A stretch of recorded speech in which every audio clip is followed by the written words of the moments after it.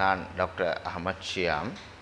சுகாதார மேம்பாட்டு பணியகத்தினால் வாரம் தோறும் ஏற்பாடு செய்கின்ற சுகாதார சம்பந்தமான ஊடகவியலாளர் மாநாட்டிலே இன்று பெருங்குடலில் ஏற்படுகின்ற புற்றுநோய் சம்பந்தமான பல விடயங்கள் கலந்துரையாடப்பட்டன.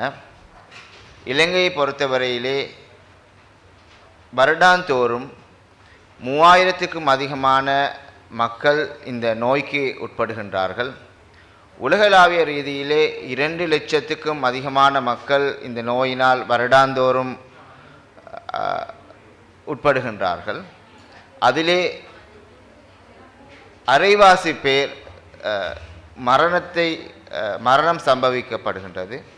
எனவே அது மட்டுமல்லாது அண்மை காலமாக இந்த பெருங்குடல் புற்றுநோயினுடைய அதிகரிப்பு காணப்படுகின்றது. குறிப்பாக இளம் வயதினர் மத்தியிலே இந்த பெருங்குடல் புற்றுநோயினுடைய சந்தர்ப்பங்கள் அதிகமாக காணப்படுகின்றன.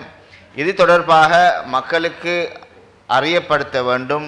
இதனை எவ்வாறு இதிலிருந்து நாங்கள் தவிர்த்து கொள்ள முடியும், இதற்காக இலங்கையில் காணப்படுகின்ற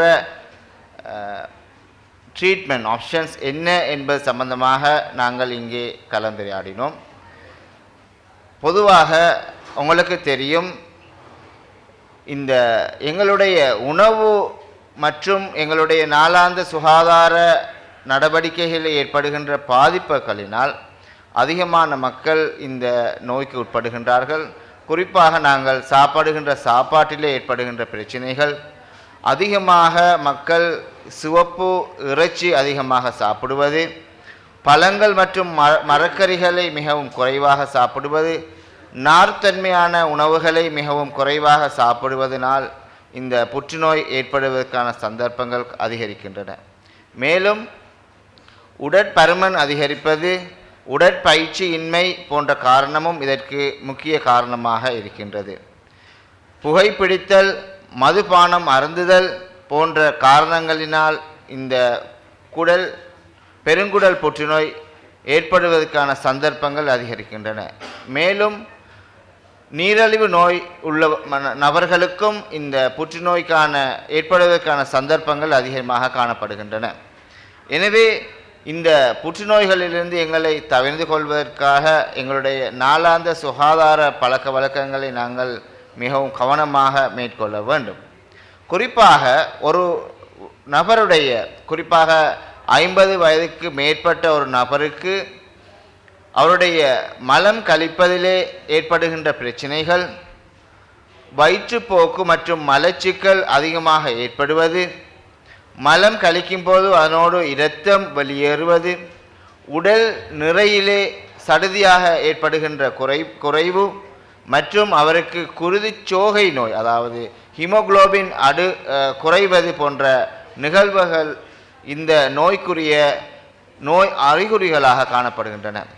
இவ்வாறான நோய் அறிகுறிகள் உள்ள நபர்கள் மிகவும் அவசரமாக ஒரு வைத்தியரை நாடி இதற்கான பரிசோதனைகளை செய்வதன் மூலமாக இந்த புற்றுநோயை ஆரம்பத்திலே கண்டுபிடிக்க முடியும். இந்த புற்றுநோயை நாங்கள் ஆரம்பத்திலே கண்டுபிடிப்பதனால் இதற்காக வேண்டிய மருந்துகளை எடுத்துக்கொள்வதன் மூலமாக இதனை முற்றுமுழுதாக இதிலிருந்து நாங்கள் பாதுகாப்பு பெற்றுக்கொள்ள முடியும்.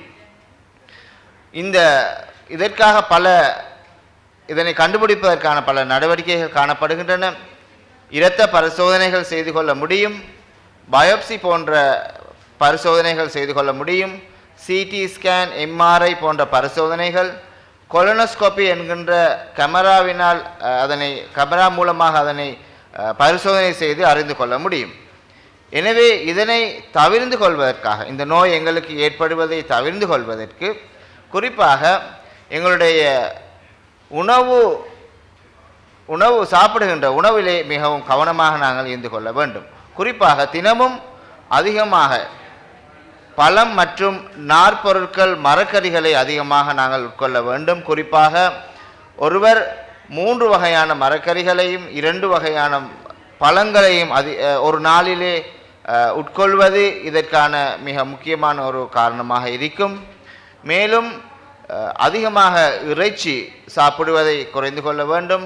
பதப்படுத்தப்பட்ட இறைச்சிகளை அதிகமாக உண்பதிலிருந்து நாங்கள் எங்களை தவிர்த்து கொள்ள வேண்டும்.